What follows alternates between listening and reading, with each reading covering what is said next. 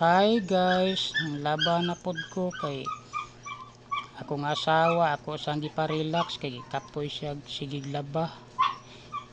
Kay wa man ko'y biyahe karon. Ako say nang laba kay luoy po ko sa akong asawa kay sige naglaba sa mo ang mga bulingon. Hinlo pa siya sa balay. Nilihig pa silong, kidaghanag sagbot. Ako lampoy ng laba. Paghuman akong gipanghalay ang akong mga linabhan, butang na sa hangir. Diha kay init man kayong panahon, dali ra ni mauga. Unya mga alauna ani uga na ni tanan.